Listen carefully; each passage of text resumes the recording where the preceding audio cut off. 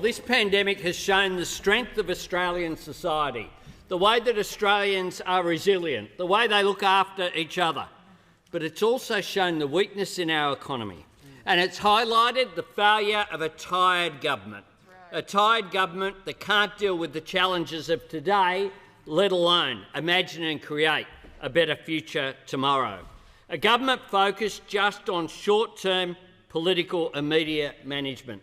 The only time they look up and look ahead, it was when the Prime Minister said they were looking for the horizon.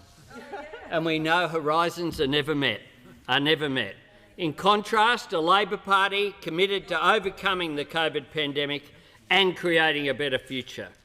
Now, when it comes to the pandemic, it's easy to put out claims that would fail the pub test when your failure to act on vaccines and quarantine mean that half the nation's pubs are closed.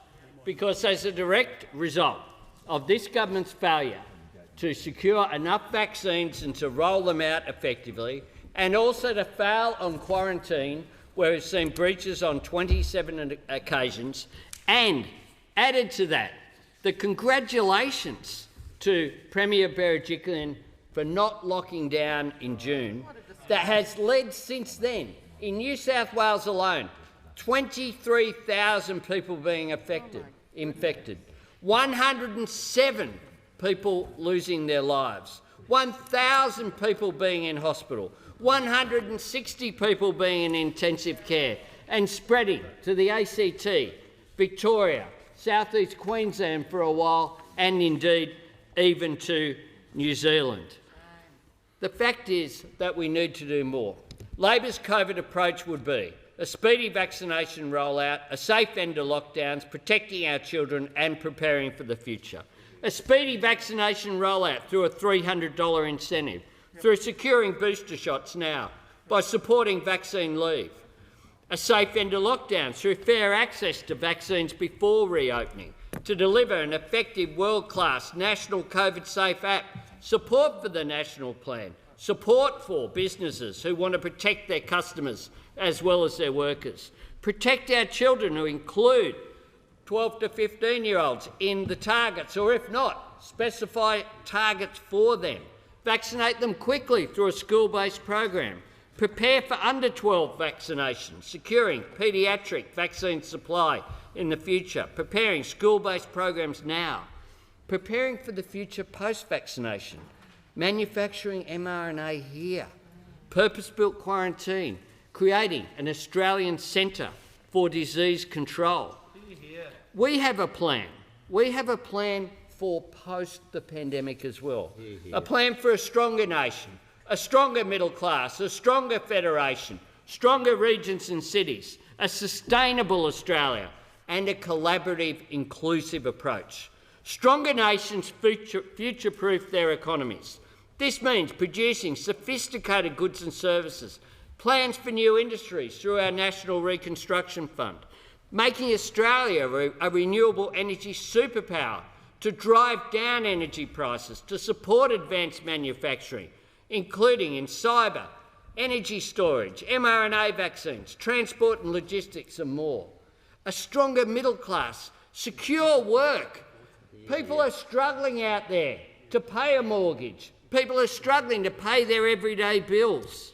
We need to have secure work that values permanency, that values that security in the workplace, and yet those opposite won't even guarantee people be paid the minimum wage. We will have Jobs and Skills Australia to ensure that Australians can fill the permanent, well-paid jobs that we'll create in the future. We have simple principles. No one held back and no one left behind, and we'll make sure they're implemented as well. Improving workforce participation by making childcare affordable, genuinely advancing women's equality by adopting all recommendations of the Respect at Work report, not just some of them. We need a stronger federation. This government has proven itself incapable of leadership.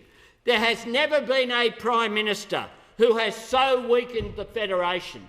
He established the so-called National Cabinet and today had to introduce legislation essentially to hide what happens in that National Cabinet as a result of the AAT decision. But we've seen him go to court backing up Clive Palmer to tear down WA's border, a decision that cost $1 million for Australian taxpayers, including over $40,000 given directly to Clive Palmer in order to further promote some of those wacky theories that are undermining our health during a pandemic.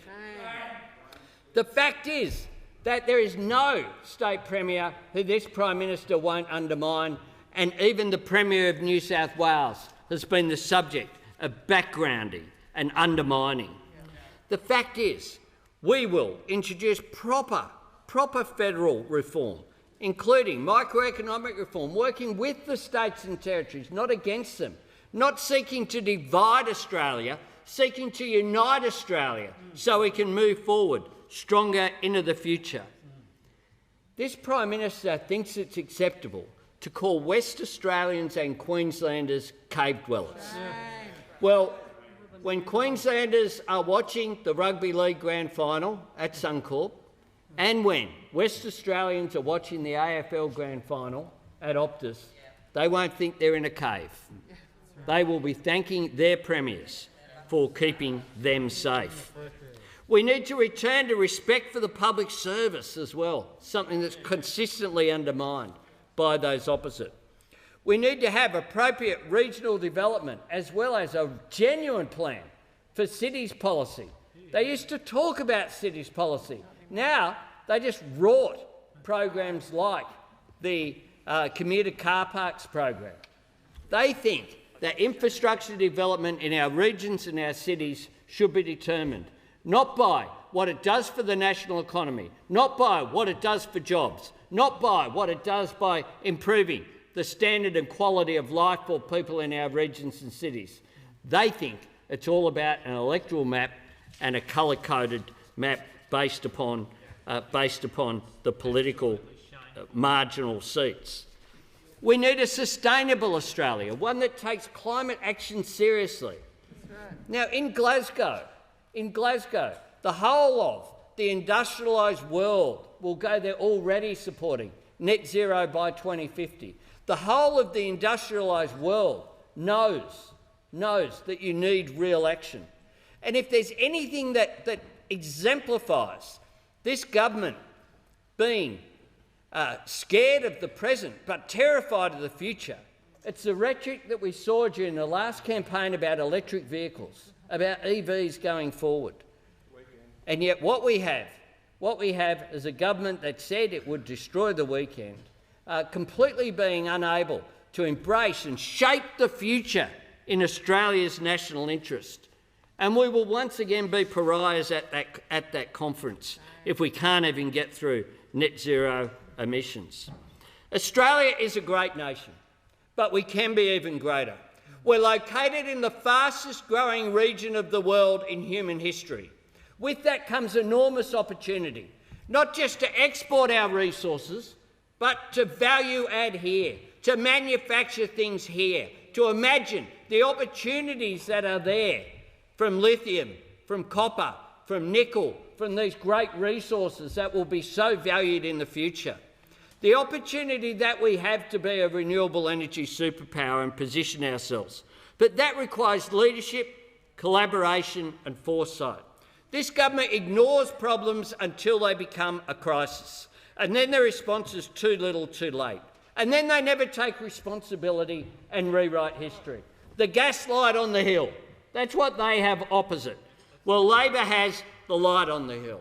A light on the hill with imagination, courage, energy to bring Australians together, to create high-value jobs, to lift living standards, to lift people up, to make sure people aren't left behind on the basis of where they were born, their gender, their sexuality, their religion, to make sure that we unite as a country. We need a government that's as big and bold as the Australian people are themselves. A government with ambition. Ambition for the future, not ambition for the next news day, not ambition for the next headline. And that's what Labor will bring. Labor will bring that ambition for the future, a better future that we will deliver in government.